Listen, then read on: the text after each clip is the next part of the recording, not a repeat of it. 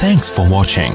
Don't forget to like, comment, share and subscribe to Mufti Tariq Masood, famous scholar.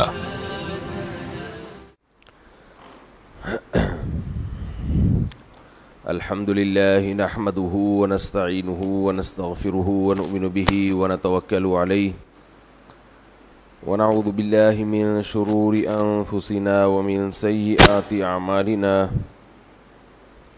من يهده الله فلا مضل له ومن يضلل فلا هادي له ونشهد ان لا اله الا الله وحده لا شريك له ونشهد أن محمدًا عبده ورسوله صلى الله تعالى عليه وعلى آله وأصحابه وبارك وسلم تسليمًا كثيرًا أما بعد فأعوذ بالله من الشيطان الرجيم بسم الله الرحمن الرحيم يا أيها الذين آمنوا اتقوا الله ولتنظر نفس ما قدمت لغد واتقوا الله إن الله خبير بما تعملون ولا تكونوا كالذين نسوا الله فأنساهم أنفسهم أولئك هم الفاسقون لا يستوي أصحاب النار وأصحاب الجنة اصحاب الجنت هم الفائزون۔ رمضان المبارک کا آج آخری جمعہ ہے اور گرمی بھی بہت شدید ہے۔ پورے ملک میں شاید ایسا موسم نہیں ہے جیسا کراچی میں گرم موسم چل رہا ہے۔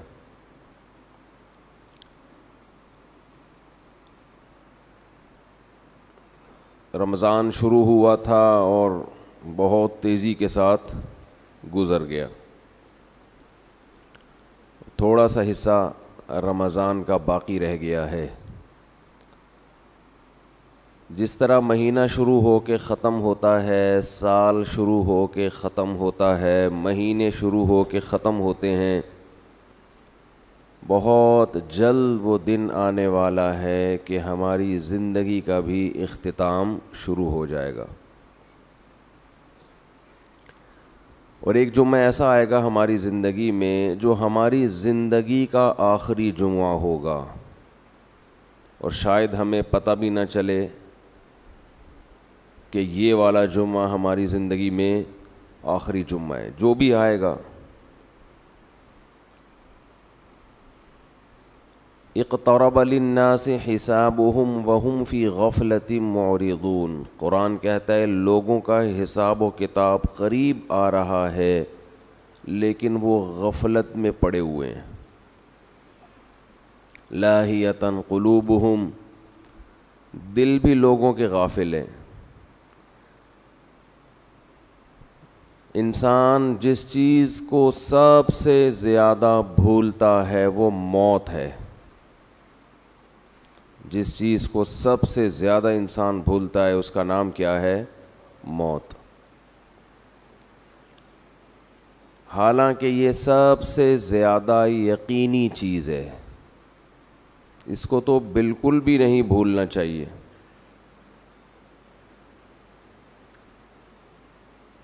اللہ تعالیٰ قرآن مجید میں اس حقیقت کا ذکر بہت زیادہ کرتے ہیں۔ کلو نفس ذائقۃ الموت، ہر نفس نے موت کا ذائقہ چکھنا ہے۔ بہت جلد یہاں سے تمہیں اس جہاں میں شفٹ ہو جانا ہے، منتقل ہو جانا ہے۔ وَلْتَنْظُرْ نَفْسٌ مَا قَدَّمَتْ لِغَدٍ، فرمایا ہر شخص دیکھے کل کے لیے وہ کیا کر رہا ہے، آئندہ آنے والی کل کے لیے اس کی کیا تیاری ہے۔ ہم میں سے ہر شخص کل کے لیے سوچتا ہے، مگر ہمارا کل وہ ہے جس کا ہمیں یقین بھی نہیں ہے کہ وہ ہمیں ملے گا بھی یا نہیں ملے گا۔ ہم جس کل کے لیے سوچتے ہیں، آج انویسٹ کرو کل کام آئے گا، آج بچے کو پڑھاؤ کل پڑھا لکھا بن کے ہمیں کما کے کھلائے گا، یہ جو دنیا کی کل ہے یہ یقینی نہیں ہے کہ ہوگا بھی کہ نہیں ہوگا، ہم زندہ رہیں گے کہ نہیں رہیں گے، اس محنت کا صلہ ہمیں اس دنیا میں ملے گا یا نہیں ملے گا۔ مائیکل جیکسن نے جس کل کے لیے سوچا تھا اس کل میں پوری کل اس کو نہیں ملی، کچھ مل گیا، بہت سا حصہ اس سے ضائع ہو گیا، وہ کل اس کو دیکھنی نصیب ہی نہیں ہوئی۔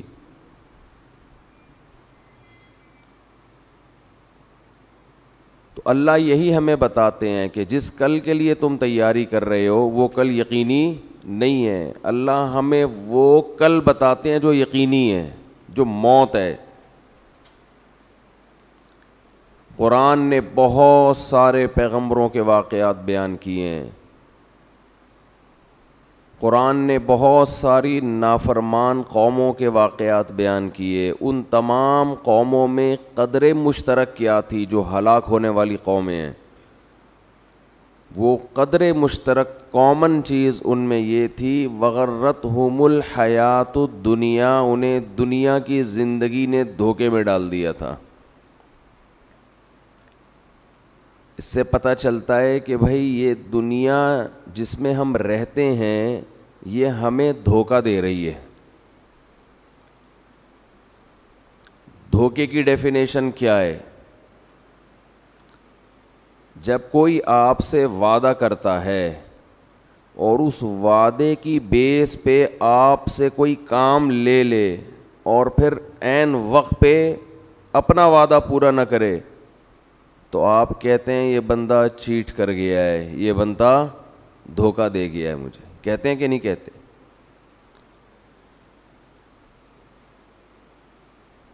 کسی نے آپ سے وعدہ آپ سے کہا کہ بھائی میرا یہ کام کر دو، اور میں وعدہ کرتا ہوں تمہیں ضرورت پڑی تو تمہارا یہ کام کر دوں گا، آپ نے وہ کام کر کے دے دیا اس کو، عین وقت پہ وہ غائب ہو گیا، تو آپ کہتے ہیں نا یہ بندہ کیا ہے، چیٹ کی ہے اس نے میرے ساتھ۔ دنیا صبح سے شام چیٹ کرنے کے علاوہ کوئی کام نہیں کرتی، یہ ہم سے وعدہ کرتی ہے کہ تم میرے لیے یہ محنت کرو، یہ کرو، یہ کرو، یہ کرو، میں تمہیں نوازوں گی، میں تمہیں عزت دوں گی، میں تمہیں شہرت دوں گی، میں تمہیں دنیا میں مزے دوں گی۔ قرآن کہتا ہے غرت، دھوکہ دے گی، یہ جو کچھ دکھا رہی ہے ویسا نہیں کرے گی، یہ تمہیں کینسر دے گی، یہ تمہیں بلڈ پریشر دے گی، یہ تمہیں شوگر کا تحفہ دے گی، یہ تمہیں فالج کا تحفہ دے گی، یہ تمہیں ایکسیڈنٹ کا تحفہ دے گی، یہ تمہیں غربت کا تحفہ دے گی، تمہیں نافرمان اولاد کا تحفہ دے گی، یہ لوگوں سے دھوکہ دلوائے گی تمہیں۔ تو جتنی بھی قومیں دنیا میں برباد ہوئی ہیں، فرعون کیوں تباہ ہوا ہے؟ یا قوم لکم الملک المصر ظاہرین فی الارض، کہ اس خوش فہمی میں تھے کہ آج ہم زمین کے بادشاہ ہیں، زمین پر ہم غالب ہیں، یہ بھول گئے تھے کہ یہ حکومت ہم سے چھینی بھی جا سکتی ہے، زمین کا جس نے ہمیں بادشاہ بنایا وہ ہمیں بادشاہ سے غلام بھی بنا سکتا ہے۔ انسان اس ظاہر کو دیکھ کر بہت زیادہ دھوکہ کھاتا ہے اور وہ سمجھتا ہے کہ جیسا میں ہوں ویسے کا ویسا ہی رہوں گا، یہ بہت بڑی بھول ہے۔ اللہ نے 3 مدارج بیان کیے ہیں قرآن مجید میں انسان کے۔ پہلے اللہ نے حکم دیا کہ اے لوگو جنہوں نے گناہ کر کر کے، اللہ کی نافرمانی کر کر کے اپنے اوپر زیادتی کی ہے، ابھی بھی وقت ہے توبہ کر کے اس اللہ کی طرف آ جاؤ۔ قل یا عبادی الذین اسرفوا علی انفسہم، اے نبی ان سے کہہ دیجئے کہ اے میرے بندو جنہوں نے اپنے اوپر زیادتی کر لی۔ ہمارے ہاں زیادتی کہتے ہیں کہ دنیا برباد کر لی، پڑھے نہیں, کوئی جاب نہیں کی, کوئی بزنس نہیں کیا, اس کو ہم کہتے ہیں بندے نے اپنا فیوچر تباہ کر دیا. اللہ کی نظر میں زیادتی یہ ہے کہ اللہ نے جن کاموں کا حکم دیا تھا آپ نے وہ کام نہیں کیے. تو اللہ کہتے ہیں اسرفوا علی انفسہم, جنہوں نے اپنے اوپر زیادتی کی ہے اب بھی وقت ہے توبہ کر لو. لا تقنطوا من رحمت اللہ, اللہ کی رحمت سے مایوس مت. ابھی مایوسی کا ٹائم شروع نہیں ہوا ہے, بہت جلد ایک ٹائم آنے والا ہے جس میں اللہ تمہیں خود مایوس کر دے گا, خود بتائے گا کہ اب مجھ سے امیدیں مت لگانا. ان اللہ یغفر الذنوب جميعا, ابھی توبہ کرو, اللہ سارے گناہ معاف کرنے کے لیے تیار ہے. ابھی توبہ کر لو. انسان بڑا ڈھیٹ ہے, وہ کہتا ہے ابھی توبہ نہیں کروں گا, میں اس وقت توبہ کروں گا جب توبہ کا دروازہ بند ہوگا. پہلا حکم اللہ نے کیا دیا؟ توبہ کرو. آپ مجھے بتاؤ توبہ کس چیز سے ہوتی ہے؟ برائی سے, گناہ سے. اللہ ہم سے زیادہ عبادت نہیں مانگتے, اللہ ہم سے گناہوں سے توبہ مانگتے ہیں. آج کوئی شخص اگر دین پر آتا ہے تو عبادت کی کثرت کو فوکس کرتا ہے, گناہ چھوڑنے کو فوکس نہیں کرتا. اللہ نے پچھلی قوموں میں جتنی قوموں کو ہلاک کیا, تباہ کیا, کوئی ایک قوم بھی ایسی نہیں ہے جس کو اشراق کی نماز چھوڑنے پر عذاب دیا ہو. کوئی ایک قوم بھی ایسی نہیں ہے جس کو تہجد چھوڑنے پر عذاب دیا ہو. کوئی ایک قوم بھی ایسی نہیں ہے جس کو صبح و شام کی تسبیحات چھوڑنے پر عذاب دیا ہو. قرآن کہتا ہے فَكُلًّا أَخَذْنَا بِذَنبِ, جتنی قوموں کو تباہ کیا ان کے گناہ کی وجہ سے کیا ہے, نافرمانی کی وجہ سے کیا ہے. اور وہ نافرمانی کیا تھی؟ تمام قوموں میں ایک ہی چیز تھی کہ انہوں نے پیغمبر کے جو سفیر, اللہ کے جو سفیر تھے, اللہ کا جو پیغام لے کے دنیا میں آئے تھے, ان کی باتوں کو ویلیو نہیں دی, ان کی باتوں کو اہمیت نہیں دی. یاد رکھو اللہ کی نظر میں سب سے زیادہ ویلیو اس چیز کی ہے کہ محمد صلی اللہ علیہ وسلم کیا آرڈر دے کے گئے ہیں. کیونکہ یہ آپ کا آرڈر نہیں ہے, یہ کس کا آرڈر ہے؟ اللہ کا آرڈر ہے. اور ہماری نظر میں سب سے کم ویلیو کس کی ہے؟ اللہ نے کیا کہا ہے. اللہ صرف یہ دیکھتا ہے اپنے بندوں میں کہ یہ مجھے کتنا فالو کر رہے ہیں, اس کے علاوہ اللہ کو ہم سے کوئی غرض نہیں ہے. یہ دماغ میں اچھی طرح یہ بات بٹھا لینی چاہیے.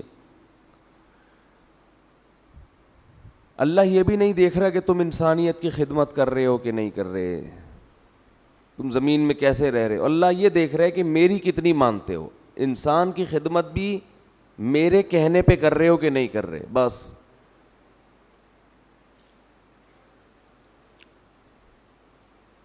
تو اللہ یہ دیکھتا ہے کہ میں نے جس چیز سے روکا اس سے رکتے ہو یا نہیں رکتے. دنیا میں خوش قسمت ترین انسان وہ ہے جو موت سے پہلے پہلے اللہ کو بھی مان لے اور اللہ کی بھی مان لے, اور یہ تکبر چھوڑ دے کہ میں نہیں مانوں گا. تو اللہ نے قرآن میں کیا فرمایا کہ اے ایمان والو, اللہ ابھی تمہیں اپنی رحمت سے مایوس نہیں کر رہا ہے, توبہ کرو. توبہ کس چیز سے ہوتی ہے؟ گناہوں سے. بہت سے لوگ دین کی طرف آنا شروع کرتے ہیں, گناہ چھوڑنے کے لیے تیار نہیں ہوتے. کون سے گناہ ہیں جن کو قرآن نے بہت اہتمام سے بیان کیا, حدیث نے بہت اہتمام سے بیان کیا؟ وہ گناہ آج ہمارے معاشرے میں بہت تیزی سے پھیل گئے ہیں. اس رمضان کے گزرنے سے پہلے پہلے توبہ کریں، ان تمام جرائم سے توبہ کرنی ہے۔ ان گناہوں میں سب سے پہلا گناہ ہے نماز کا قضا کر دینا۔ اللہ نے اس کی کسی قیمت پہ اجازت، بولے نا بھائی، نہیں دی۔ ایک چیز ذہن میں آتی ہے کہ اتنے سارے لوگ بے نمازی، اتنے سارے لوگ ہیں جو اللہ کا انکار کر رہے ہیں، کیا یہ سارے جہنم کی آگ میں جلیں گے؟ یہ چیز انسان کو پریشان کرتی ہے، وسوسہ ڈالتی ہے کہ جہاں اتنے سارے لوگ ہیں، یہ کیسے اللہ ان کو اٹھا کے آگ میں ڈال دے گا؟ دنیا میں آج بھی شرک کرنے والے توحید پرستوں سے زیادہ ہیں۔ دنیا میں بہت سے لوگ ہیں جو خدا کے منکر ہیں، بہت سے لوگ ہیں جو اللہ کے ساتھ شریک کرتے ہیں، بہت سے لوگ ہیں جو اللہ کو مانتے ہیں لیکن اللہ کی نہیں مانتے، بڑے بڑے احکام کا انکار کر دیتے ہیں۔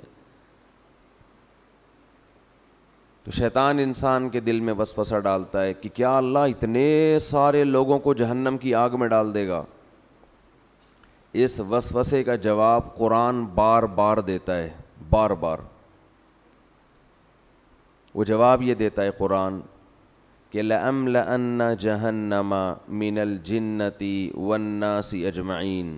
اے لوگو ایک بات خوب سمجھ لو، میں جہنم کو انسان اور جنات سے بھر دوں گا۔ اس ٹینشن میں مت رہو، اس فکر میں مت رہو کہ اتنی بڑی جہنم میں اللہ اتنے سارے لوگوں کو کیسے ڈالے گا۔ ذَلِكَ عَلَى اللَّهِ يَسِيرٌ، اللہ فرماتے ہیں مجھ پر یہ کام بہت آسان ہے، میں خدا ہوں، میں انسان نہیں ہوں۔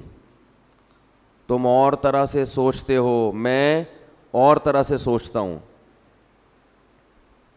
میں ڈال دوں گا جہنم میں، آگ میں پھینک دوں گا میں۔ یہی چیز انسان کو غافل کرتی ہے کہ وہ بھی نماز نہیں پڑھتا، وہ بھی نماز نہیں پڑھتا، وہ بھی نہیں پڑھتا، تو میں نے نہ پڑھ لیا تو کیا ہو جائے گا؟ کچھ بھی نہیں ہوگا۔ جیسے اللہ اس کو آگ میں ڈالے گا آپ کو بھی ڈال دے گا، کوئی مشکل نہیں ہے اللہ کے لیے۔ یہ جہنم ہے کیا جس سے ہمیں قرآن ڈراتا ہے؟ ذَلِكَ الَّذِي ذَلِكَ يُخَوِّفُ اللَّهُ بِهِ عِبَادَهُ۔ جہنم کی آگ وہ چیز ہے کہ اللہ اس کی طرف اشارہ کر کے بتاتے ہیں کہ یہ وہ آگ ہے جس سے اللہ اپنے نیک بندوں کو ڈراتا ہے، ان بندوں کو جو اللہ کی آیات پر ایمان رکھتے ہیں ان کو ڈراتا ہے اللہ۔ عقل مند لوگ اس آگ سے ڈر جاتے ہیں اور احمق اور بیوقوف باتیں بناتے ہیں کہ یہ کیسے ہو سکتا ہے۔ علماء کہتے ہیں کہ جہنم کی آگ اصل میں اللہ کے غضب کا اظہار ہے، اللہ کے غضب کا اظہار ہے۔ اور یہ جو اللہ نے کافر کے لیے ہمیشہ کی جہنم رکھی، اس کی وجہ بھی یہ ہے کہ اللہ کا غضب اس پہ ہمیشہ رہے گا، وہ غضب ٹھنڈا نہیں ہوگا، کیونکہ اس کے ٹھنڈا ہونے کی کوئی وجہ نہیں ہے۔ اللہ انسان کو مہلت دیتا ہے، مہلت دیتا ہے، سدھر جا سدھر جا سدھر جا، وہ نہیں سدھرتا، تو پھر اللہ کا غضب بھی لامتناہی شروع ہوتا ہے۔ اولم نعمرکم ما یتذکر فیہ من تذکر، قرآن کہتا ہے ہم قیامت کے دن ان سے کہیں گے کیا ہم نے تمہیں اتنی عمر نہیں دی تھی کہ جس میں نصیحت حاصل کرنے والا نصیحت چاہتا تو نصیحت حاصل کر لیتا، اتنا ٹائم تمہیں سوچنے کے لیے نہیں ملا تھا کیا؟ بالغ ہوتا ہے انسان، اس کے بعد بھی سوچنے کا ٹائم ملتا ہے، بہت ساری چیزوں کے لیے سوچنے کا ٹائم ملا آپ کو، بہت ساری چیزوں کے لیے، بزنس کیسے کرنا ہے، کاروبار کیسے کرنا ہے، علاج کہاں سے کرانا ہے، باپ کے ساتھ کیسے چلنا ہے، ماں کے ساتھ کیسے چلنا ہے، بیوی کے ساتھ کیسے چلنا ہے، محلے والوں کے ساتھ کیسے چلنا ہے، پولیس والا جب آئے تو اس سے کیسے بات کرنی ہے، یہ چیزیں سیکھتا ہے نا انسان۔ بہت سی چیزوں کے لیے آپ کو اللہ نے ٹائم دیا سوچنے کے لیے، سوچو بیٹھ کے۔ اللہ کہتے ہیں میں نے اتنی عمر دی تھی کہ تم میری آیتوں میں غور کرنا چاہتے, اسلام کے بارے میں غور کرنا چاہتے, اتنا ٹائم میں نے تمہیں دیا تھا کہ تم سوچ کے درست نتیجے تک پہنچ جاتے, اتنا ٹائم دیا تھا میں نے تمہیں, تو سوچتا ہی نہیں ہے. جو جس ڈگر پہ چل رہا ہے وہ چلتا, جو گانے سن رہا ہے وہ سنتا رہے گا, جو نماز چھوڑ رہا ہے وہ چھوڑتا رہے گا, جو داڑھی کاٹ رہا ہے وہ کاٹتا رہے گا, جو باپ کو ستا رہا ہے وہ ستاتا رہے گا, جو ماں کو ستا رہا ہے وہ, جس چیز کی لت پڑ گئی اس سے پیچھے ہٹنے کے لیے تیار نہیں ہے, پیچھے نہیں ہٹنے کے لیے تیار. عبادتیں بھی وہ ہو رہی ہیں جو ہمارے کلچر کا حصہ ہیں, جتنا کلچر اجازت دے رہا ہے, جتنا خاندان معاشرہ پروموٹ کر رہا ہے, اس سے زیادہ جو نہیں ہے معاشرے میں وہ چیز ہی نہیں ہے, وہ عبادت ہے ہی نہیں.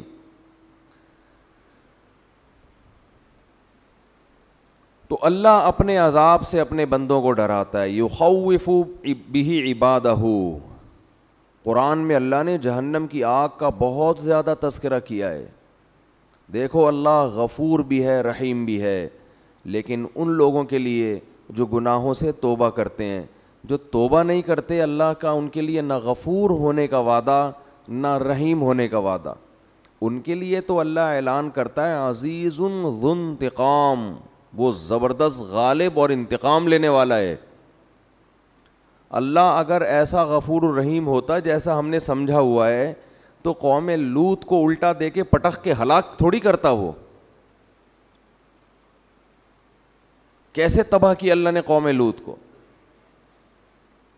اور جب اللہ کسی قوم کے ہلاک کرنے کا ارادہ کرتے ہیں, کسی فرد کے ہلاک کرنے کا ارادہ کرتے ہیں, تو اللہ کہتے ہیں پہلے میں اس کو ڈھیل دیتا ہوں, خوب نعمتیں دیتا ہوں, اور وہ اس خوش فہمی میں مبتلا ہو جاتا ہے کہ میرا خدا مجھ سے راضی ہے, وہ مجھے نہیں پکڑے گا. حضرت لوط علیہ السلام کی قوم کو جب تباہ کیا گیا ہے اس کا انداز دیکھیں.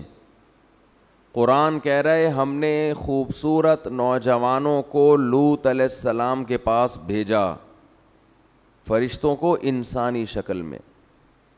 قوم میں لڑکوں سے بدفعلی کی عادت تھی. وجاء اہل المدینۃ یستبشرون, سارے شہر والے خوشی میں دوڑتے ہوئے آئے. گناہ ان کے لیے آسان کر دیا گیا, ایسا لگا کہ ان کو کہ ہمارے لیے گناہ کرنا آسان ہے. لوط علیہ السلام ان سے کہہ رہے ہیں ہؤلاء ضیفی, یہ میرے مہمان ہیں, میری عزت کا خیال کرو. قوم جواب میں کہہ رہی ہے اولم ننہک عن العالمین, ہم نے آپ کو منع کیا تھا کسی اننون پرسن کو آپ گھر میں داخل ہونے نہ دیں. لوط علیہ السلام کہہ رہے ہیں لو ان لی بکم قوۃ او آوی الی رکن شدید, کاش میرا کوئی قبیلہ ہوتا, خاندان ہوتا, میں تم سے لڑتا. کاش میرے بازوؤں میں قوت ہوتی, میں تم سے لڑتا. کس قدر پریشان ہو رہے ہیں لوط علیہ السلام. اور قرآن کہہ رہے قوم کی حالت کیا ہے, یستبشرون, خوشیاں منا رہے ہیں کہ گناہ کے ہمارا کیسا موقع مل گیا. آج بھی بے حیائی بہت تیزی کے ساتھ پھیل رہی ہے اور انسان اس پہ خوش ہے کہ گناہ کرنا میرے لیے مشکل کے بجائے آسان ہو رہا ہے. اب غریب آدمی کی بھی دسترس میں گناہ کرنا, یہ خوش قسمتی کی بات نہیں ہے میرے بھائی, یہ بہت بڑے اللہ کے عذاب کی بات ہے کہ اللہ گناہ کو ہمارے لیے آسان کر رہا ہے. تو قرآن کہتا ہے کہ جب لوط علیہ السلام بہت زیادہ پریشان ہوئے تو ان فرشتوں نے لوط علیہ السلام سے کہا یا لوط انا رسول ربک, ہم انسان نہیں ہیں, ہم اللہ کی طرف سے بھیجے ہوئے فرشتے ہیں. لن یصلوا الیک, آپ کی طرف نہیں آئیں گے, آپ اپنی قوم کو لے کے راتوں رات نکل جائیں. پھر اللہ کیا فرماتے ہیں فجعلنا عالیہا سافلہا, ہم نے اس بستی کے اوپر کے حصے کو پلٹ کے نیچے کر دیا. یہ بھی اللہ ہے جس کو ہم کہتے ہیں غفور بھی ہے, رحیم بھی ہے, بندوں پر مہربان یہ بھی ہے, لیکن اس اللہ نے بستیوں کو بھی الٹا ہے. وہی اللہ جس کو ہم رحمان اور رحیم کہتے ہیں صبح و شام, جس کو ہم غفور الرحیم کہتے ہیں، جس کو ہم اپنے بندوں پہ بڑا مہربان کہتے ہیں، اسی اللہ نے فرعون کو جب ایک پانی میں غوطہ دیا ہے اور فرعون نے جواب میں کہا آمنت انہ لا الہ الا الذی آمنت بہ بنو اسرائیل، میں اس اللہ پہ ایمان لایا جس پر بنی اسرائیل ایمان لائی، تو اللہ کو اس پہ ترس نہیں آیا؟ وہی اللہ جس کو ہم کہتے ہیں غفور ہے، اپنے بندوں پر مہربان ہے، بہت رحمان ہے، بہت بندوں پر شفیق ہے، ماں سے 70 گنا زیادہ محبت کرنے والا، اس اللہ کو اپنی مخلوق فرعون پر اس موقع پہ ترس، بولو بھائی، نہیں آیا؟ وہ چیخ رہا ہے میں توبہ کرنے کے لیے تیار ہوں، اللہ نے کہا نہیں، آنا، اب نہیں بخشوں گا، اور آئندہ اس سے بڑا عذاب آئے گا۔ اب تو یہ سمجھ رہا ہے کہ تو پانی میں ڈوب رہا ہے، یہ تو عذاب کی پہلی سیڑھی ہے۔ اس پانی کے اندر تو داخل ہوگا، تیرا سانس گھٹے گا، تیرا دم گھٹے گا، اس سے تیری موت واقع ہوگی، اور پھر اس کے بعد کیا ہوگا؟ النار یعرضون علیہا غدوا وعشیا، ایسی آگ میں تجھے داخل کروں گا، صبح بھی جلایا جائے گا اور شام کو بھی، اور یہ قیامت تک عذاب ہوگا۔ جب میدان حشر میں حساب کے لیے کھڑا ہوگا تو اگلا اسٹیپ اس سے بھی زیادہ سخت ہوگا۔ وَيَوْمَ تَقُومُ السَّاعَةُ، جس دن قیامت قائم ہوگی، أَدْخِلُوا آلَ فِرْعَوْنَ أَشَدَّ الْعَذَابِ، اللہ کہے گا کہ اس فرعون کو اس سے بھی زیادہ سخت عذاب میں داخل کر دو۔ یہ وہی اللہ ہے جو بڑا رحمان ہے، بڑا رحیم ہے، اپنے بندوں پر بڑا مہربان ہے۔ یہ وہی اللہ ہے جو موسیٰ کو فرعون کے پاس بھیجتے ہوئے کہہ رہا ہے قولا لہ قولا لینا، اے موسیٰ فرعون سے نرم لہجے میں بات کرنا، سخت لہجے میں بات نہیں کرنا۔ حالانکہ فرعون ہزاروں بچوں کو ذبح کر چکا تھا، ان کی چیخ و پکار بھی اللہ کے سامنے، ان کی ماؤں کا رونا بھی اللہ کے سامنے، کیسے ماؤں کی گود سے لے کے بچوں کو چھریوں سے کاٹتا ہوگا۔ آپ تھوڑی دیر کے لیے اپنے بچوں کو سامنے رکھ کے تصور کر لیا کرو، کیا ماؤں کی بد دعائیں اس فرعون پہ لگتی ہوں گی۔ مگر ایک طرف اللہ ایسا رحمان ہے کہ موسیٰ سے کہہ رہا ہے اتنے ظالم کے ساتھ بھی جب آپ نے دعوت دینی ہے، سخت لہجے میں بات نہیں کرنا، ایسا نہ ہو وہ بدک جائے آپ کی دعوت سن کے، نرم لہجے میں بات کرنا، لعلہ یتذکر، شاید توبہ کی توفیق مل جائے، شاید کوئی سیدھے راستے پہ آ جائے۔ یہ اللہ کی رحمت کا پہلو ہے کہ اس سے زیادہ رحمت کسی کی ہو نہیں سکتی۔ اتنے بڑے ظالم، اور مشرک نہیں تھا، مشرک تو دوسروں کو خدا کے ساتھ شریک کرتا ہے۔ فرعون کا جرم اتنا بڑا کہ وہ کہتا تھا انا ربکم الاعلی، میں ہوں سب سے بڑا رب، اس کائنات کا خدا میں ہوں، اور میں سب سے بڑا رب ہوں، باقی سارے مجھ سے چھوٹے ہیں۔ لیکن اللہ کی رحمت کتنی بڑی رحمت کہ موسیٰ کلیم اللہ کو کہا جا رہا ہے کہ فرعون سے سخت لہجے میں بات۔ دوسری طرف وہ پہلو بھی ہے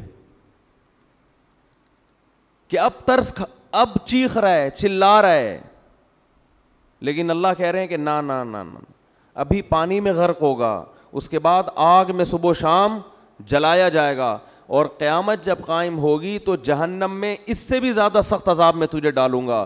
اور پھر قرآن کہہ رہا ہے وَإِذْ يَتَحَاجُّونَ فِي النَّارِ، ہم تمہیں مستقبل کی بات بتاتے ہیں، ایک وقت ہوگا یہ فرعون اپنے لاہو لشکر کے ساتھ جہنم کی آگ میں یہ چیخ رہے ہوں گے اور کہہ رہے ہوں گے فَيَقُولُ الضُّعَفَاءُ لِلَّذِينَ اسْتَكْبَرُوا، ان کے جو کمزور لوگ تھے، جو اپنے حکمرانوں کی مان کے چلا کرتے تھے اللہ کی نافرمانی میں، وہ کہہ رہے ہوں گے اِنَّا كُنَّا لَكُمْ تَبَعًا، فرعون اور اس کے درباریوں سے کہیں گے دنیا میں ہم تمہیں فالو کیا کرتے تھے، ہم تمہاری اتباع کیا کرتے تھے، اِنَّا كُنَّا لَكُمْ تَبَعًا، ہمارا کوئی کام دنیا میں اٹکا کرتا تھا تو تمہارے پاس فائل جمع کرایا کرتے تھے کہ ہمارا یہ اٹکا ہوا کام کرا دو۔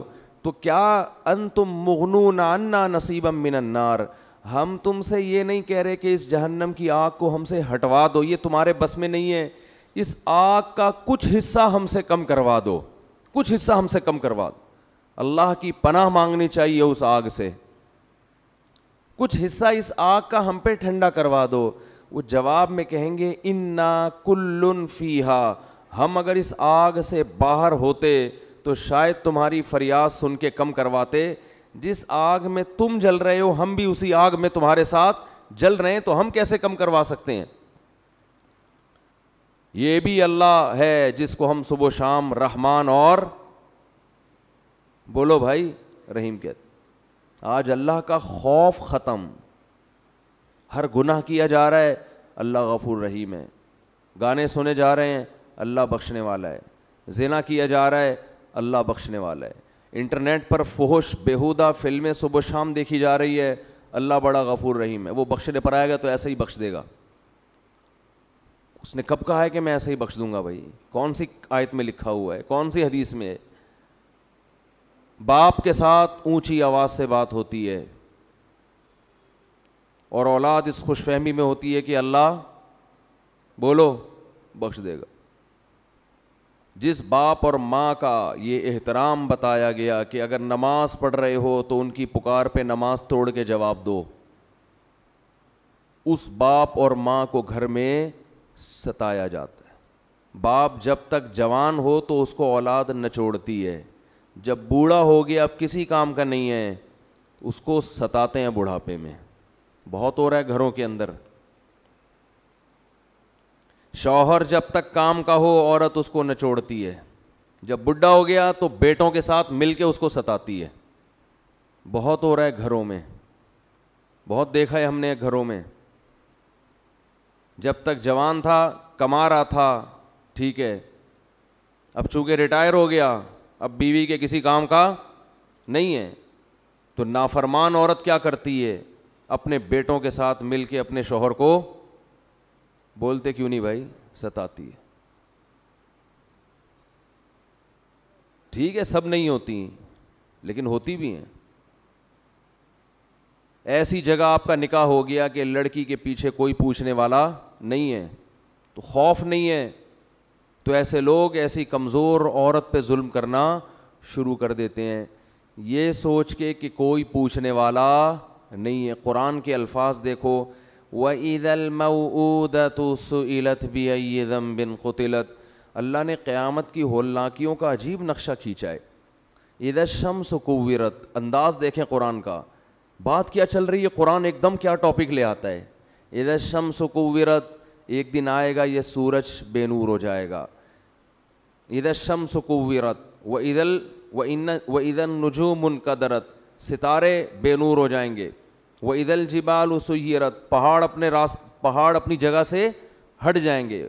وَإِذَا الْجِبَالُ سُيِّرَتْ, اِذَا الشَّمْسُ كُوِّرَتْ وَإِذَا النُّجُومُ انْكَدَرَتْ وَإِذَا الْجِبَالُ سُيِّرَتْ وَإِذَا الْعِشَارُ عُطِّلَتْ وَإِذَا الْوُحُوشُ حُشِرَتْ وَإِذَا الْبِحَارُ سُجِّرَتْ. قرآن ہولناکیاں بیان کر رہا ہے, سمندروں میں آگ لگ جائے گی, پہاڑوں کو اپنی جگہ سے ہٹا دی, جو کچھ تمہیں نظر آ رہا ہے یہ سارا الٹا ہو جائے گا, یہ سارا نظام.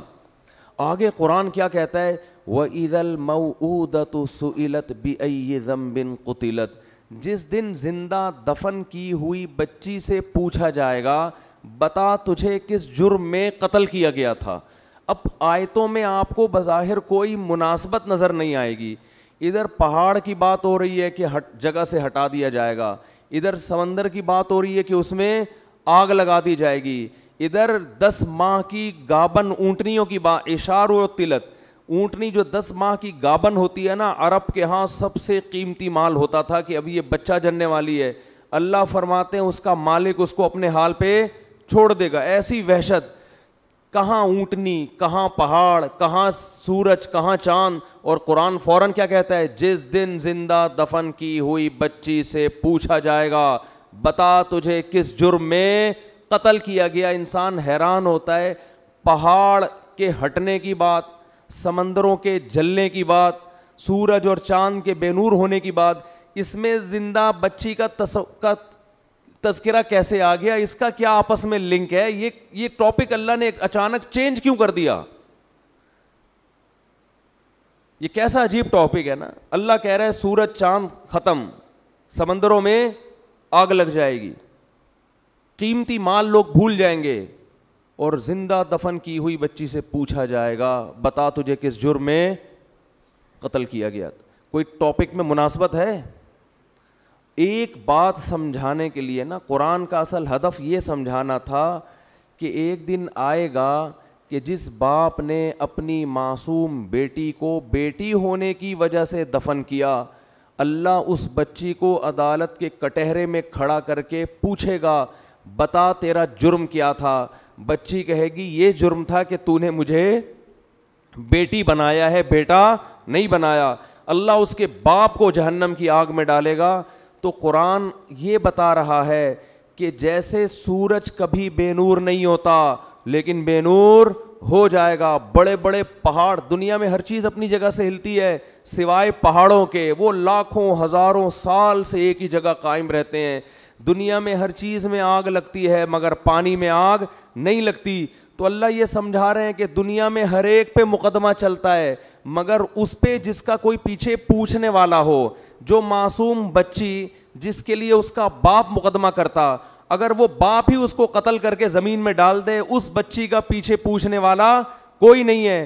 تو جو خدا سورج کو بے نور کرے گا، حالانکہ سورج کبھی بے نور نہیں ہوتا، جو خدا پہاڑوں کو اپنی جگہ سے ہٹا دے گا، حالانکہ پہاڑ اپنی جگہ سے کبھی بھی نہیں ہلتے، جو خدا سمندروں میں آگ لگا دے گا، حالانکہ سمندروں میں آگ نہیں لگتی، وہ خدا ایسا مقدمہ چلائے گا جس کا مقدمہ دنیا میں کبھی کسی نے اس کا تصور نہیں کیا ہوگا۔ وہ مقدمہ کیا کہ بچی کو کھڑا کر کے کہے گا کہ تیرے لیے کبھی کوئی مقدمہ کرنے والا ہو نہیں سکتا تھا، کیونکہ جو مقدمہ کرتا وہی تیرا قاتل ہے۔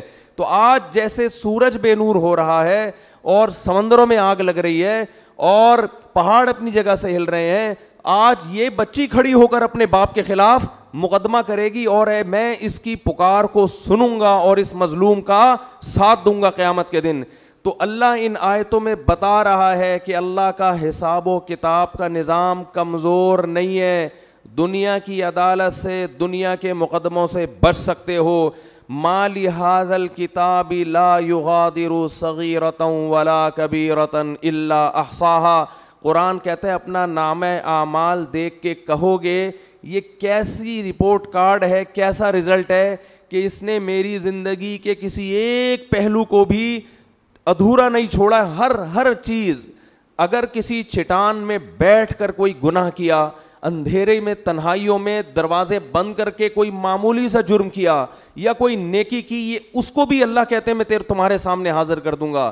تو بھائی اللہ کا نظام ہلکا نہیں ہے، وہ بہت مضبوط نظام ہے اس کا۔ اور اللہ نے یہ سارا نظام جو بنایا اور اللہ نے جو ہزاروں پیغمبروں کو بھیجا اور قرآن میں جہنم کی وعیدیں اور جنت کی خوشخبریاں دیں، اس لیے نہیں دیں کہ آپ کو یہ آپشن دیا جا رہا ہے کہ آپ نماز پڑھیں نہ پڑھیں، پڑھیں گے اچھی بات ہے، نہیں پڑھیں تو اللہ غفور الرحیم ہے۔ آپ بہنوں کی وراثت دیں نہ دیں، دے دیں گے تو اچھی بات ہے، نہیں دیں گے تو اللہ غفور الرحیم ہے۔ آپ اپنے باپ اور اپنی ماں سے آواز آہستہ کر کے بات کریں یا نہ کریں آپ کی مرضی ہے، کریں گے تو ثواب ملے گا، نہیں کریں گے تو اللہ غفور الرحیم ہے، لیلۃ القدر میں بخش دے گا وہ آپ کو۔ آپ کی مرضی کہ آپ یتیم کا مال جو آپ کا چھوٹا بھائی ہے، وراثت جس کی پوری بنتی ہے، آپ بڑے ہونے کا ناجائز فائدہ اٹھا کے اس چھوٹے کی وراثت کھا جاتے ہو، آپ کی مرضی ہے، نہیں کھاؤ گے تو ثواب ملے گا، کھا جاؤ گے تو لیلۃ القدر میں سب کی بخشش ہو جائے گی، شب برات میں ہو جائے گی بخشش، عید کے دن بخشش ہو جائے گی، رمضان میں بخشش ہو جائے گی، آپ اگر جمعے کے دن مر گئے تو آپ کی بخشش ہو جائے گی، آپ اگر لیلۃ القدر میں مر گئے تو آپ کی بخشش ہو جائے گی۔ اگر اس طرح سے میرے بھائی بخششوں کا نظام ہوتا تو قرآن اتنی وعیدیں نہ سناتا، وَإِذَا الْمَوْءُودَةُ سُئِلَتْ بِأَيِّ ذَنبٍ قُتِلَتْ، یہ نہ بتاتا کہ جس دن زندہ دفن کی ہوئی بچی کو زندہ کر کے اللہ پوچھے گا بتا تجھے کس جرم میں قتل کیا گیا۔ پھر قرآن یہ نہ کہتا کہ جو یتیم کا مال کھاتے ہیں وہ اپنے پیٹ میں جہنم کے انگارے ڈال رہے ہیں۔ پھر قرآن یہ نہ کہتا لا یحل لکم ان ترثوا النساء کرہا، اے ایمان والو تمہارے لیے عورت کی وراثت کھانا حلال نہیں ہے۔ پھر قرآن یہ نہ کہتا ان الذین یکسبون الاثم سیجزون بما کانوا یقترفون، گناہ کرو لیکن یہ دماغ میں رکھ کے عن قریب اس کا بدلہ تمہیں ملنے والا ہے، اس کی سزا تمہیں ملنے والی ہے، تمہارے خلاف کیس چلے گا، اس کی سزا ملے گی۔ ان الذین یکسبون الاثم سیجزون، عن قریب زیادہ ٹائم نہیں ہے, بہت جلدی اس کی سزا تمہیں ملنے والی ہے. آج اللہ کے غفور الرحیم ہونے کا جتنا غلط مطلب لیا اور بتایا جا رہا ہے, شاید یہ چیز اللہ کے غضب کو جتنی دعوت دے اتنا کوئی اور جرم اللہ کے غضب کو دعوت نہیں دے گا. اتنا غلط مطلب. بھائی لیلۃ القدر میں بخششیں ہوتی ہیں, گناہ پہلے چھوڑنا پڑے گا آپ کو, آپ اس خوش فہمی میں نہ رہیں. رمضان میں بخششیں ہوتی ہیں, لیکن ہمارے نبی نے فرمایا بہت سے روزے داروں کو رمضان میں بھوک کے سوا کچھ بھی حاصل, بولو نا بھائی, نہیں ہوتا. ایک بالش زمین جس نے کسی کی ہتھیائی, فرمایا 7 زمینوں کا طوق اللہ اس کی گردن میں ڈالے گا. نہ معاملات صحیح ہیں, پیسے دے کے آپ تجربہ کر کے دیکھ لیں, کبھی وقت پہ واپس, بولو نا, نہیں کرے گا. یہ کیا ہے؟ یہ اس جہنم کی آگ سے غفلت. صحابہ کرام ڈرا کرتے تھے. حدیث میں آتا ہے رسول اللہ صلی اللہ علیہ وسلم نے فرمایا کہ اللہ نے اس آگ کو اس آگ سے زیادہ گرم بنایا ہے. صحابہ کرام کی ایسی کیفیت ہوئی, ترمذی کی حدیث ہے, اس طرح اللہ کے خوف سے رونے لگے کہ جیسے کوئی ہانڈی کھول رہی ہوتی ہے. یا ایھا الناس ان وعد اللہ حق فلا تغرنکم الحیات الدنیا. دیکھو اللہ فرماتے ہیں لوگو اللہ کا وعدہ سچا ہے. اللہ نے وعدے کیے نا, مار کے ختم نہیں کروں گا, ایک دن اپنے سامنے کھڑا کر کے حساب و کتاب لوں گا.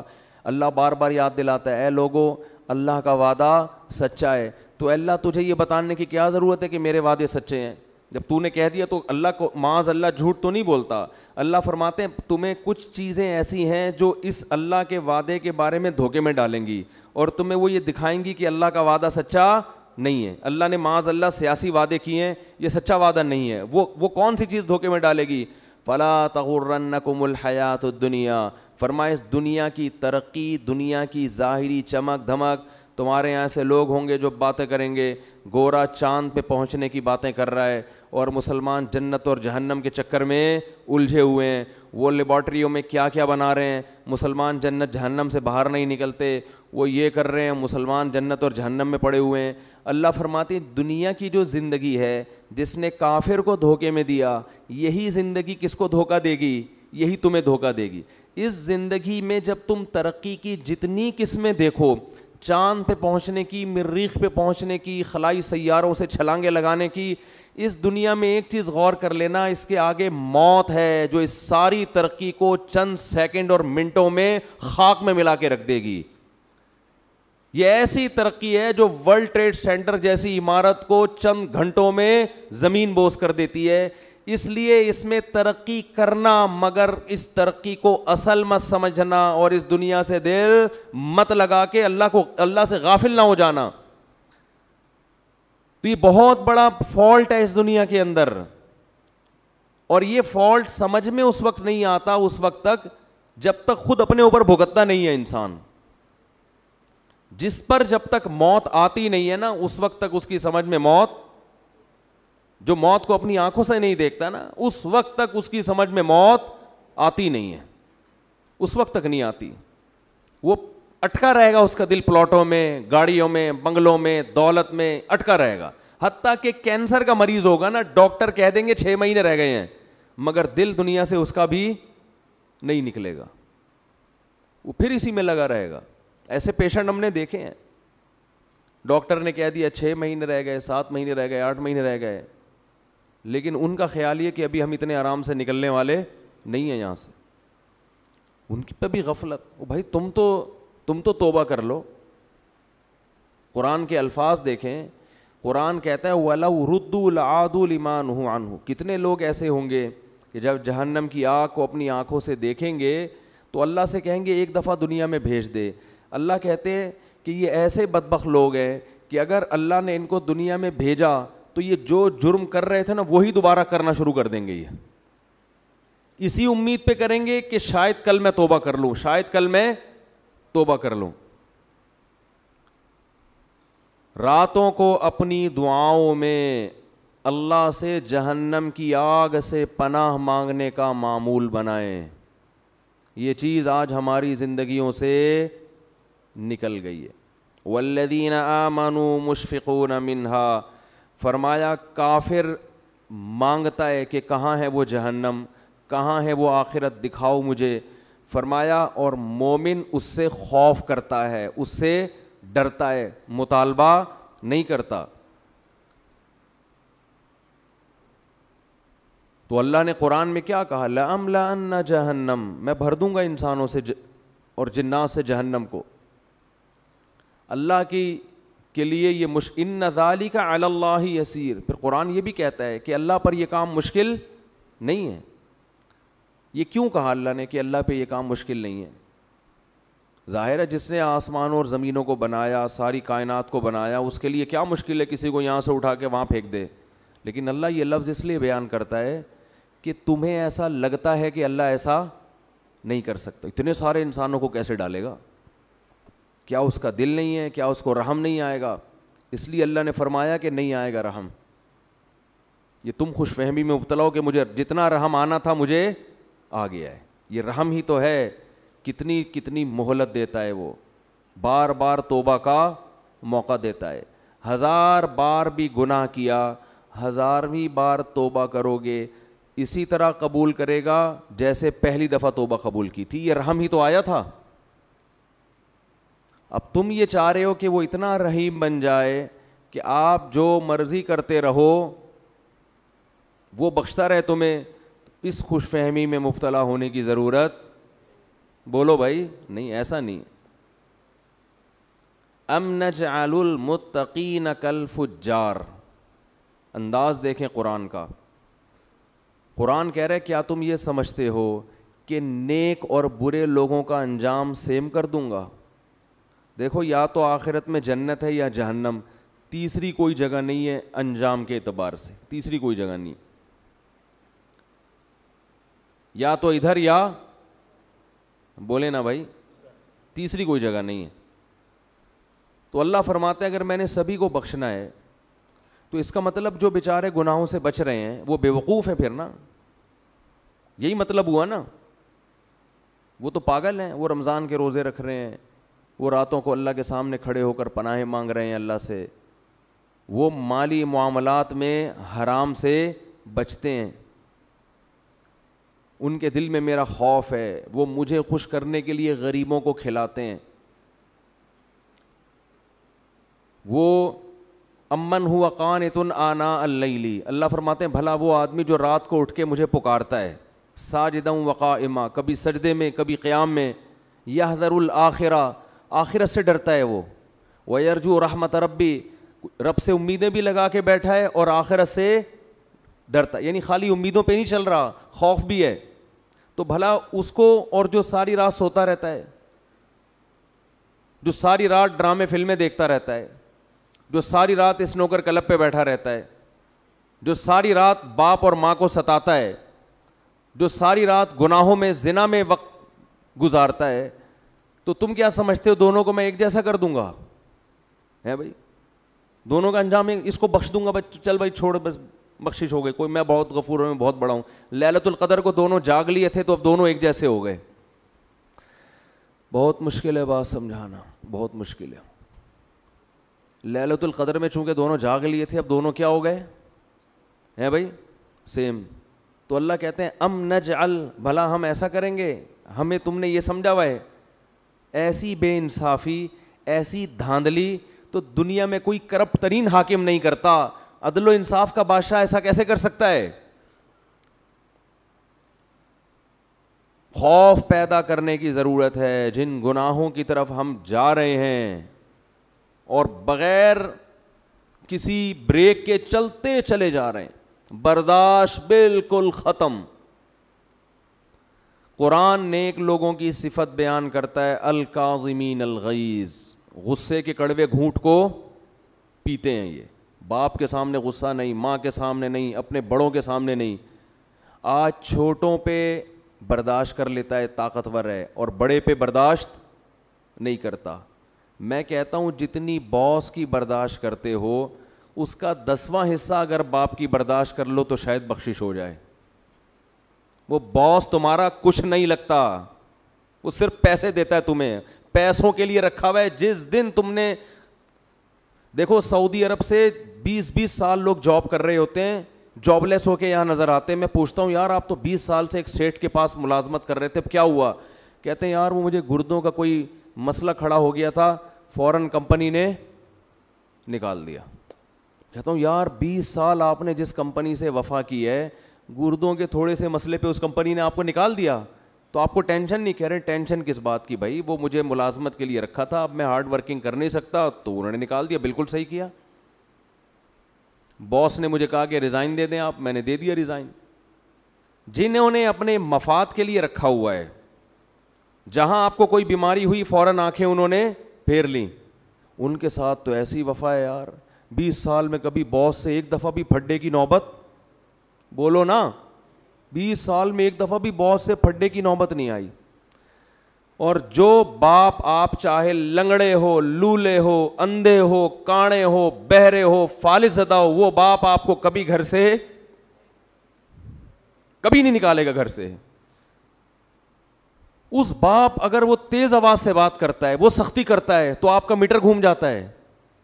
دنیا کو بے وقوف بنانا آسان, لیکن جس خدا نے پیدا کیا وہ ہماری ان حرکتوں کو نوٹ کر رہا ہے, لکھ رہا ہے. وہ قرآن کہتا ہے ایسا انتظام کر رہا ہوں کہ فرشتے بٹھا دیے, ان کی فائلیں تیار کرو, ایک ایک لفظ لکھو ان کا. جو قریبی رشتہ ہے اس کا حق اتنا زیادہ, لیکن جب سے دنیا میں کفر کی حکومت ہے, جتنا قریبی ہے اس کا رشتہ اتنا ہی کم. آج دنیا میں جانوروں کے حقوق پر بات ہو رہی ہے, ماں باپ کے حقوق پر بات نہیں ہو رہی ہے. ایک فادر ڈے منا لیتے ہیں, اس میں چاکلیٹ موکلیٹ اس کو گفٹ کر دیتے ہیں گورے.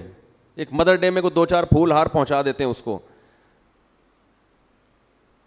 یہ فادر ڈے اور مدر ڈے منانا چھوڑ دیں, یہ ماں باپ کے ساتھ بدترین مذاق ہے, یہ خوب سمجھ لیں. بالکل اس کا بائیکاٹ کریں. یہ جو فادر ڈے اور مدر ڈے, یہ ان لوگوں کا کام ہے جن کا باپ اور ماں سے سال میں ایک پورے سال رشتہ ہوتا ہی نہیں ہے, وہ کبھی کبھار تھوڑا بہت یاد کر لیتے ہیں. تو اللہ کا عذاب بہت سخت ہے. یا ایھا الناس ان وعد اللہ حق, اے لوگو اللہ کا وعدہ سچا ہے. فلا تغرنکم الحیات الدنیا, اللہ فرماتے ہیں کہ یہ دنیا کی زندگی تمہیں دھوکے میں نہ ڈال دے. ولا یغرنکم باللہ الغرور, اور شیطان تمہیں دھوکے میں نہ ڈال دے. شیطان تمہارے برے عمل کو چمک پٹیاں لگا کے تمہارے سامنے مزین کر کے پیش کرے گا, یہ خود بھی برباد ہوگا, تمہیں بھی برباد کرے گا. کتنے وعدے اللہ کر رہا ہے بھائی. اس رمضان کا تھوڑا سا حصہ ہے, آج گناہوں سے توبہ کر لو سچے دل سے. اے اللہ جو نماز کو قضا کرتا ہے, اے اللہ آئندہ زندگی میں کبھی نماز قضا نہیں ہوگی. دیکھو نماز کا معاملہ اتنا ہلکا نہیں ہے جتنا ہم سمجھتے ہیں. ہمارے ہاں نمازی بھی بے نمازی ہیں, بہت افسوس کے ساتھ کہنا پڑتا ہے. جو نماز پڑھتا ہے اس نے نماز کو بالکل اینڈ میں رکھا ہوا ہے, سب سے آخر میں. سارے کاموں سے فارغ ہوگا تو نماز ہو جائے گی. سفر میں نماز قضا کر دیتے ہیں, بیماریوں میں نماز قضا کر دیتے ہیں. ہم نے نمازی لوگ دیکھے ہیں بستر پہ پڑے ہوئے نماز نہیں چھوڑتے, آپریشن تھیٹر میں نماز نہیں چھوڑتے. نمازی عورتیں بچے کی ولادت سے پہلے نماز نہیں چھوڑتی. وہ آپریشن تھیٹر میں ہوں گی, ان کو فکر ہوگی کہ نماز کا وقت کہیں ضائع نہ ہو جائے. اس کو نماز کہتے ہیں, اس کو نمازی کہتے ہیں. ہمارے ایک رشتہ دار انڈیا سے آئے تھے, ان کی عمر میرا خیال ہے 70 سال ہوگی, بہت پرانا واقعہ یہ. ان کے بارے میں ہم نے سنا تھا کہ جب سے بالغ ہوئے ہیں اس وقت سے اب تک ان کی کوئی نماز قضا نہیں ہوئی.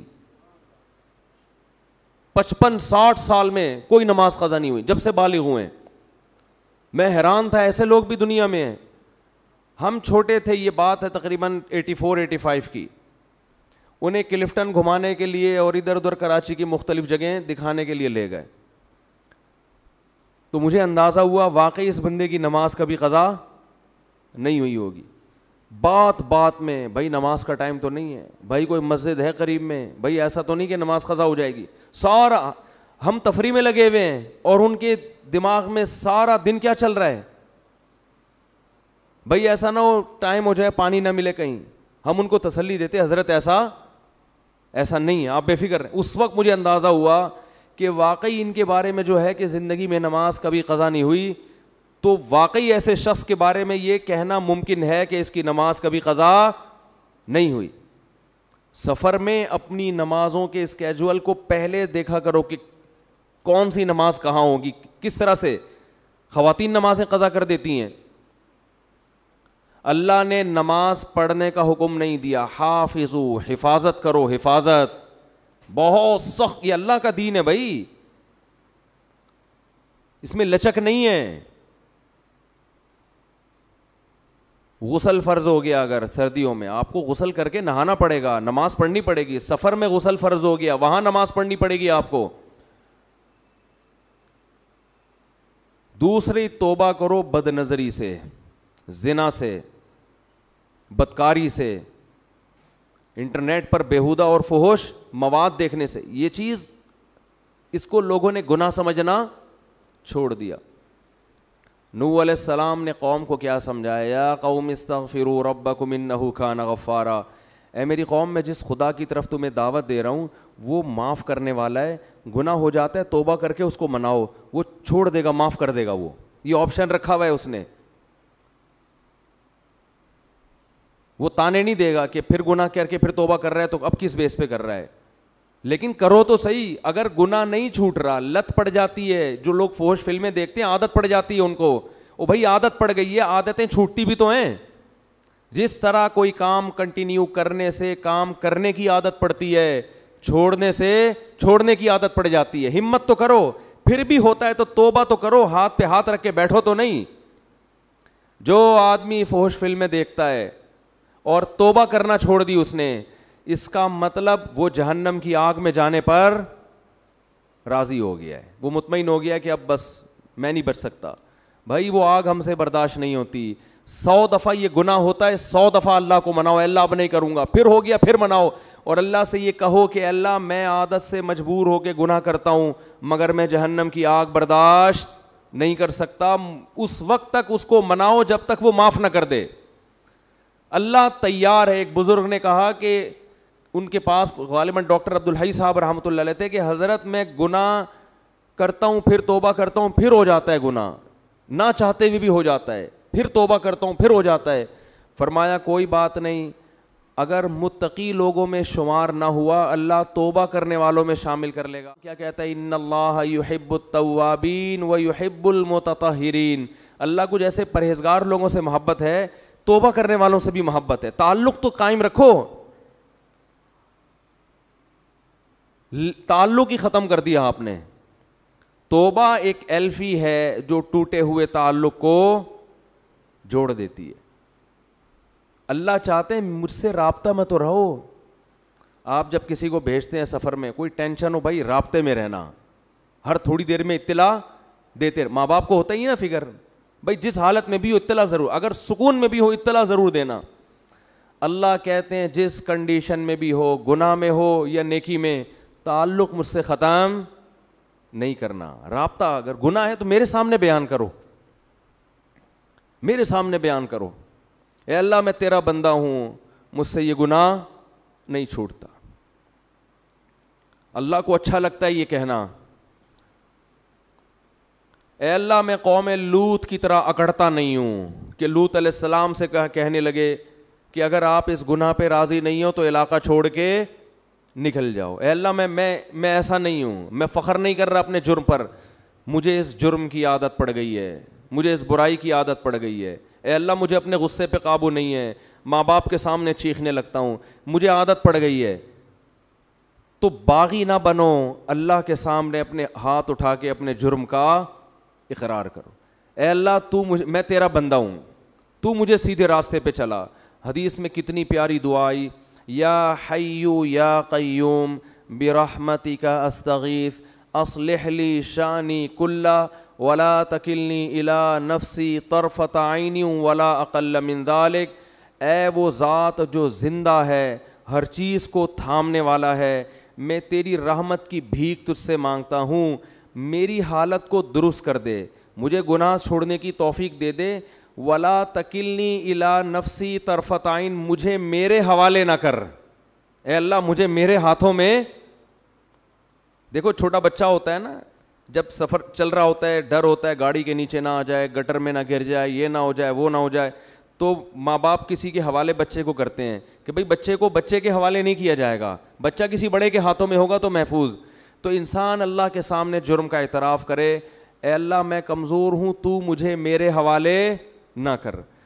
کتنی دیر کے لیے حوالے نہ کر؟ طرفۃ عین, اے اللہ 24 گھنٹے میں ایک پلک جھپکنے کے میں جتنا ٹائم لگتا ہے نا, اتنے ٹائم کے لیے بھی تو مجھے میرے حوالے نہ کر. ولا اقل من ذالک, اس سے کم ٹائم کے لیے بھی تو مجھے میرے حوالے نہ کر, کیونکہ اگر تو نے مجھے میرے حوالے سیکنڈ کے کروڑویں حصے کے لیے بھی کر دیا تو مجھے اپنے اوپر اعتماد نہیں ہے, میں اس میں تیری نافرمانی کروں گا, میں اس میں اپنی جان پر ظلم کروں گا. 24 گھنٹے تو مجھ پر گرفت رکھ. یہ نبی نے ہمیں دعائیں سکھائی ہیں, یہ گناہگاروں کے لیے دعائیں ہیں کہ جن سے گناہ نہیں چھوٹتے, وہ اللہ سے مانگیں کہ اللہ تو مجھے میرے حوالے نہ کر. تعلق تو قائم رکھے میرے بھائی. اور کیا دعا سکھائی؟ خذ بناصیتی الی البر والتقوی, اے اللہ میں سیدھے راستے پہ چلنا چاہوں نہ چاہوں, تو مجھے پیشانی کے بالوں سے پکڑ کے سیدھے راستے پہ گھسیٹ لے. جیسے کسی ڈاکٹر کے پاس آپ جاتے ہیں نا, انجیکشن لگانے کی تکلیف ہو رہی ہے اور لگانا ضروری بھی ہے, آپ کہتے ہیں بھائی رسیوں سے باندھ کے میرے انجیکشن ٹھوک دو, لگا دو انجیکشن, کہتے ہیں کہ نہیں کہتے؟ میری پرواہ نہیں کرو. تو بھائی اس رمضان میں ہمت کر کے گناہوں سے توبہ کر لو. اور دیکھو یہ بات میں بہت کم بیانات میں کہتا ہوں کیونکہ یہ جرم پھیل گیا ہے. داڑھی کٹانا یہ بھی تغییر خلق اللہ ہے, اللہ کی تخلیق کو بدلنا ہے. اللہ کو داڑھی کٹا ہوا مرد پسند؟ بولو نا بھائی, یہ آپشنل نہیں ہے, یہ تو اب ہو گیا کیونکہ اتنے لوگ اب انگریزوں کو دیکھ دیکھ کے داڑیاں کاٹنا شروع کر دیں تو ہمارے کلچر کا حصہ بن گئی یہ چیز. نبی نے حکم دیا ہے اعفوا اللحى وقصوا الشوارب, فرمایا داڑھی کو بڑھاؤ. میں نے خود اپنی آنکھوں سے یہودی دیکھے ہیں بڑی بڑی داڑھیوں والے, بڑے ماڈرن یہودی, بڑے ترقی یافتہ, لیکن داڑھی اتنی بڑی. بہت سے یہودی دیکھیں, کیوں؟ اتنی تحریف کی ہے یہ تورات اور انجیل میں, اس کے باوجود آج بھی تورات سے وہ داڑھی والی آیتیں نہیں نکال سکتے. آج بھی تورات میں لکھا ہے کہ اللہ نے موسیٰ کو کوہ طور پہ بلا کے کہا کہ اپنی قوم سے کہہ دیں کہ داڑھیاں مت کاٹیں, کہہ دیں اپنی قوم سے. کتنی تحریف کی نا اپنے مذہب میں انہوں نے, لیکن وہ بھی غامدی کی طرح, غامدی جیسے نہیں بن سکے کہ داڑھی نکال دیں اسلام سے اور کہیں وہ تو کلچر کا حصہ تھی. اللہ کوہ طور پہ حضرت موسیٰ کو بلا کے کلچر کی وجہ سے کہے گا کہ داڑھیاں رکھواؤ ان کو. اور کتنا بڑا اللہ کا حکم ہے, اللہ ایسا ہی نہیں کہہ رہا, کوہ طور پہ موسیٰ کو بلا رہا ہے, کلیم اللہ کو. سارے پیغمبروں نے داڑھیاں رکھی ہیں, سارے صحابہ نے داڑھیاں رکھی ہیں, تو غامدی صاحب نے آ کے داڑھی کا انکار کر دیا. فیصلہ کر لو, ایک طرف صحابہ ہیں, ایک طرف پیغمبر ہیں, ایک طرف تورات ہے, ایک طرف قرآن ہے. قرآن صراحتاً داڑھی کا ذکر نہیں کرتا, لیکن وہ یہ کہتا ہے کہ شیطان نے کہا تھا کہ میں لوگوں کی فطرت تبدیل کروں گا. اللہ نے عورت کو چہرے پہ بال نہیں, عورت کو سر پہ بال دیے ہیں. کتنے بڑے بال عورتوں کے ہوتے ہیں, اس کے لیے بال موڑنا جائز ہے عورت کے لیے؟ بولو نا بھائی. اب انگریزوں میں اگر فیشن آ جائے خواتین گنجی گھومنا شروع کر دیں تو کیا اس کی ہم پرمیشن دے دیں گے عورت سر پہ بلیڈ پھیر لے؟ جیسے اس کی اجازت نہیں ہے ایسے ہی مرد کو چہرے پہ بلیڈ لگانے کی اجازت. بولتے کیوں نہیں بھائی؟ تو رکھ لو بھائی ہمت, بڑھاپے کا انتظار کر رہے ہو. توبہ تو جوانی میں ہوتی ہے, کچھ بھی نہیں ہوگا اس سے. تھوڑا بہت لوگ ملا ملا کریں گے, بھائی یہ کہنے والے بھی مر جائیں گے, آپ بھی مر جاؤ گے. اور داڑھی رکھنے سے کوئی ملا نہیں بن جاتا. کتنے فوج کے بڑے بڑے آفیسرز ہیں جن کی بڑی بڑی داڑھی ہیں, کیا وہ ملا ہیں؟ کتنے بڑے بڑے سائنٹسٹ ہیں, یہ جو ایٹامک انرجی میں جو سائنسدان ہیں, جامعۃ الرشید آئے تھے تو اتنی بڑی بڑی داڑیاں ان کی. بھائی داڑھی رکھ کے آپ سائنسدان بھی بن سکتے ہو, آپ ڈاکٹر بھی بن سکتے ہو, آپ آفیسر بھی بن سکتے ہو, زیادہ اچھے بنو گے آپ. روب ہوگا آپ کے چہرے پہ. تو ہمت کر لو اس رمضان میں. میں کسی بغیر داڑھی والے کو اپنے سے کمتر نہیں سمجھتا. بھائی ہماری داڑھی ایک ظاہری حلیہ, اندر اللہ ہی جانتا ہے. ہو سکتا ہے کوئی گناہ ہو جس کی وجہ سے داڑھی والے کو اللہ بخش دے اور ہمیں نہ بخش دے, اللہ بچا کے رکھے سب کو, لیکن جرم کو تو جرم ہی کہا جائے گا نا. وہ لوگوں کی رعایت میں لوگوں کو خوش کرنے کے لیے اس کو تبدیل تو نہیں کر سکتے ہم. یہی تو یہود کا جرم تھا کہ وہ حکام بیان کرتے جس پہ لوگ خوش ہوتے. جو برائی معاشرے میں پھیل جاتی یہود کے علماء اس پہ ڈسکس نہیں کرتے کہ پبلک ناراض ہو جائے گی. تو اللہ کا حکم ہے ہمت کر لو. اور یہ فضول باتیں داڑھی رکھ کے میں یہ گناہ کروں گا تو لوگ کیا بولیں گے, داڑھی بدنام ہوگی, پھر تو اسلام کا نام ختم کر دو بھائی. مسلمان تو 2 نمبری کرتے ہیں بہت سے, بدنام تو اسلام ہوتا ہے. اب اس کا حل یہ نہیں ہے کہ اسلام چھوڑ دو, اس کا حل یہ ہے کہ 2 نمبری چھوڑ دے آدمی. وہ ایک آدمی نے بوڑھی ماں کی فضیلت سنی کہ بوڑھی ماں کو اگر ذرا سا بھی تکلیف پہنچائی تو اتنا بڑا عذاب اور یہ اور وہ, اس نے جا کے اماں کو ہی قتل کر دیا. اس نے کہا بھائی یہ تو فل ٹینشن ہے, عذاب کا ذریعہ ہے یہ. تو داڑھی انسان کو سینما گھر کی لائن میں لگنے سے روکتی ہے, داڑھی انسان کو برے کاموں سے روکتی ہے. تو آپ نے کیا کہا کہ جو چیز روکنے والی تھی اسی کو اڑا دیا آپ نے,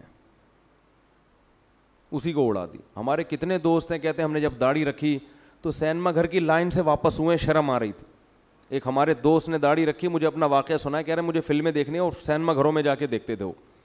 کہہ رہے میں لائن میں کھڑا ہوا تھا, داڑھی رکھ لی تھی میں نے, شرم تو آ رہی تھی لیکن ہم نے کہا تھوڑا دیر بے شرم بن جاتے ہیں, شرم ختم کرنے میں 2 سیکنڈ لگتے ہیں انسان کو. کہہ رہے پھر لوگ مجھے مڑ مڑ کے دیکھ رہے تھے, یہ ملا یہاں کیا کر رہا ہے. کہہ رہا مجھے اتنی غیرت آئی, میں نے کہا نکل بھائی یہ تیرا کام نہیں ہے یہاں پہ, چھوڑ یار. لوگ بھی بول رہے ہیں, دل تو نہیں چاہ رہا تھا کہہ رہے ہیں چھوڑنے کا, لیکن شرم کی وجہ سے نکل گیا میں. یہ غنیمت ہے, ورنہ الٹا کام کرتے ہیں کہ یار اس کی وجہ سے لوگ تانے دے رہے ہیں تو داڑھی ہی کو کاٹ دو. تو ہمت کر لو خواتین, ہمت کر کے اس رمضان میں توبہ کر لیں لیلۃ القدر کے آنے سے پہلے پہلے. جی ٹھیک ہے, ٹھیک ہے. 29 کو ہمارے ہاں ختم قرآن ہے, ٹھیک ہے نا. تو ختم قرآن میں لوگوں کو دعوت دینا یہ بھی کوئی ایک بدعت سا ہی عمل لگتا ہے مجھے. تو بس اطلاع دے دی, آنا ہے آئیں, نہیں آنا نہیں آئیں. خواتین کے لیے بھی انتظام ہے. یہ جو دعاؤں میں لوگوں کو دعوت دے دے کے بلایا جاتا ہے نا, یہ عمل بھی مجھے ٹھیک نہیں لگتا. تو ہو سکتا ہے ہمارے 29 کو دعا نہ ہو سکتا ہے آج رات ہو جائے, ہو سکتا ہے کل ہو سکتا ہے ہو بھی جائے, ہو سکتا ہے نہیں بھی ہو. دعا کبھی بھی پروگرام کے تحت بولو نہیں ہوتی کہ بھئی اب تو اشتہار لگے ہوئے ہوتے ہیں ہمارے ہاں, رو رو کے دعائیں مانگی جائیں گی. بھائی یہ کیا ڈرامے شروع کر دیے اللہ کے بندو, کیا ڈرامے بازی ہو رہی ہے. اس کو بھی انٹرٹینمنٹ کا ذریعہ بنا لیا دعا کو. میں نے جب پہلی دفعہ ختم قرآن کیا نا تو 29 کو ختم کرنا تھا ہم نے. تو جہاں پہلے میں پڑھاتا تھا تراویح, تو ہمارے استاذ تھے, ان کی مسجد میں پڑھا رہا تھا, تو انہوں نے مجھے آ کے کہا 28ویں روزے کو کہا آج ہی ختم کر دو. تو میں نے 1 کے بجائے 2 پارے پڑھ کے اسی دن ختم. اب پبلک دیکھ رہی ہے ختم تو 29 کو تھا, 28 کو کیوں ہو گیا. تو ہم نے کہا 29 کو بھی ختم میں وہی ہوتا جو کب ہوا ہے, 28 کو ہوا ہے. اور ختم ہوا, ہم نے کہا پتلی گلی سے نکلو. ٹھیک ہے, نہ کوئی مٹھائی نہ کوئی لڈو, کچھ بھی نہیں. لوگ کہہ رہے ہیں کیا ملا یہاں ختم پہ, ہم نے کہا ثواب ملا آپ کو. ثواب کیا, کچھ بھی نہیں. تو دعا کو بھی نا بعض جگہوں پہ ایک انٹرٹینمنٹ کا ذریعہ, جیسے وہ ایک مشہور فنکار ہیں, وہ ٹی وی میں ایک پروگرام کے تحت رو رو کے دعائیں کرایا کرتے تھے. اب تو شکر ہے چھوڑ دیا انہوں نے یہ کام. تو اس لیے دعا تو انسان کی اپنی نشاط پر ہے, موڈ ہوتا ہے آدمی مانگ لیتا ہے, موڈ نہیں ہوتا تو نہیں مانگتا, جب موڈ ہوگا اس وقت مانگ لے گا. تو اس میں جو یہ اس طرح دعوتی پروگرام چل رہے ہیں نا, بینر لگ لگ کے ہمارے یہاں رو رو کے دعائیں, یہ بھی مجھے ایک انٹرٹینمنٹ کا ایک ذریعہ لگتا ہے اور کچھ بھی نہیں ہے یہ.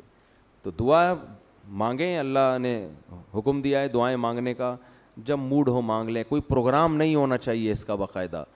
سمجھتے ہیں کہ نہیں سمجھتے, جن چیزوں کا اللہ نے پروگرام کا حکم دیا, جمعہ کا ایک پروگرام ہے اسلام میں, باقاعدہ ایک ٹائم ہے, اس میں لوگ جمع ہوں گے, اجتماعی عبادت ہوگی. تراویح کا ایک پروگرام ہے اسلام میں, اجتماعی عبادت ہوگی, اعلان ہوگا اتنے بجے تراویح. دعاؤں میں اجتماعیت اتفاق سے ہو جائے تو ٹھیک ہے, اس کے لیے پبلک کو جمع کر کے بلانا, اس کا نبی اس کے دور میں کوئی ثبوت نہیں ملتا. ایک ہوتا ہے نا لوگ آئے ہوئے ہیں تو چلو دعا بھی کر لو, یہ تو ٹھیک ہے. اس کے لیے اسپیشل اجتماع کرنا کہ ہمارے یہاں اتنے بج کے اتنے منٹ پہ رو رو کے دعائیں ہوں گی, تمام احباب سے شرکت کی درخواست ہے. اب سارے لوگ باقاعدہ رونے کے پروگرام کے تحت آئے ہوئے ہیں اور امام مجبور ہے, نہیں رویا تو بھاڑ میں گیا میں, لوگ بولیں گے ٹائم ضائع کیا ہمارا. اور پھر میں نے دیکھا ہے بعضوں کو رونا آ نہیں رہا ہوتا, ایسے لگے ہوئے ہیں زبردستی. ایک مسجد میں مجھے بیان کے لیے لے گئے, ختم قرآن تھا, ختم قرآن کے بعد انہوں نے لائٹیں بند کی. لائٹ بند کرنا میں کوئی بری بات نہیں ہے, اب ان کو رونا آ نہیں رہا امام صاحب کو, پورا زور لگا دیا. میرا دل چاہ رہا تھا میں ان سے بولتے بس کر, اللہ کے بندے بس کر یار, جتنی اللہ نے توفیق دی ہے مانگو, اس کے بعد اللہ قبول کر لے گا نا. کیوں اپنے آپ کو مصیبت میں ڈالا ہوا ہے؟ کیونکہ انہوں نے اعلانات بہت زیادہ کر دیے تھے پہلے, اب ان کو آرڈر پہ رونا تو صرف چند لوگوں کا کام ہے. چند ملک کی مشہور شخصیتیں ایسی ہیں وہ آرڈر پہ باقاعدہ روتے ہیں, ان کو اتنے بج کے اتنے منٹ پہ رونے کے پیسے ملتے ہیں تو وہ روتے بھی ہیں رلاتے بھی. لیکن ایک نارمل آدمی کے لیے آرڈر پہ رونا بہت مشکل کام. تو بھائی تکلفات کی دنیا سے اپنے آپ کو نکالو. اللہ کو آپ کا جذبہ, اللہ آپ کے دل کی نیت دیکھتا ہے. جس طرح آرام سے دعا مانگ سکتے ہو بغیر کسی ناٹک کے, بغیر کسی ڈرامے کے, مانگ لو دعا اللہ سے, اللہ اسی کو قبول بولو نا کر. میں نے تو اپنے بارے میں اندازہ لگایا ہے کہ جب دعا میں دل نہیں لگ رہا ہوتا اور اللہ سے دو بول بول کے دعا مانگتا ہوں تو میں نے دیکھا وہ زیادہ قبول ہوتی ہے. جب دل نہیں لگ رہا ہوتا نا, اور پھر انسان ایک نارمل مانگ لیتا ہے کہ اللہ میرا دل تو نہیں لگ رہا, آج طبیعت صحیح نہیں ہے, بعض دفعہ تھکا ہوا ہوتا ہے, لیکن میں مانگوں گا, تو وہ زیادہ قبول ہوتی ہوئی نظر آتی ہے. سمجھ رہے ہیں بات کو؟ ایسا مجھے لگتا ہے کہ وہ زیادہ, ہو سکتا ہے میری غلط فہمی ہو, وہ اکثر دیکھا ہے وہ مانگو قبول ہو جاتی ہے. تو اور اسی میں مجھے پھر حوصلہ ملتا ہے کہ یار یہ تو اللہ جب چاہتا ہے نا ایسے قبول کر لیتا ہے بڑے آرام سے. تو اس کے لیے بس مانگنے کو زیادہ فوکس کرو, ناٹک بولو بھائی, یہ نہیں کرو کہ یہ ہو رہا ہے پھر یہ ہو رہا ہے, یہ چھوڑ دو بس اس کو. اور دعا میں انفرادی دعا کی زیادہ ویلیو ہے. اجتماعی تو علماء اس لیے مانگتے ہیں کہ عادت پڑے لوگوں کو مانگنے کی, لیکن دعا میں انفرادی کو زیادہ فوکس کرنا چاہیے. اللہ کہتے ہیں تضرعا و خفیہ, چپکے سے اور عاجزی سے اللہ کو پکارو. اللہ تعالیٰ سمجھنے کی عمل کی توفیق عطا فرمائے اور گناہ چھوڑنے کی. تو یہ گناہ تو سمجھ میں آ گئے نا بھائی, توبہ کر لیں ان تمام گناہوں کو چھوڑنا. اور اگر کوئی نہیں چھوٹ رہا تو مایوس نہ ہو, کوشش تو کریں نا.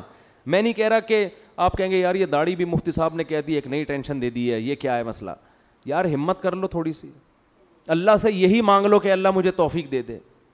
تو کچھ تو کرو نا, کچھ تو آگے بڑھو, ہاتھ پہ ہاتھ دھر کے بیٹھو تو نہیں اس امید پہ کہ لیلۃ القدر میں مر گئے تو سب بخشش. تو ایسا کرو گے تو بھائی کوئی بھی نہیں آئے گا. اللہ تعالیٰ عمل کی توفیق دے. ہمارے ہاں عید کی نماز 7 بجے ہے. عید کی نماز میں ہمارے ہاں بیان نہیں ہوتا, بالکل ٹھیک 6:59 پر نماز کھڑی ہو جائے گی. وہ ایک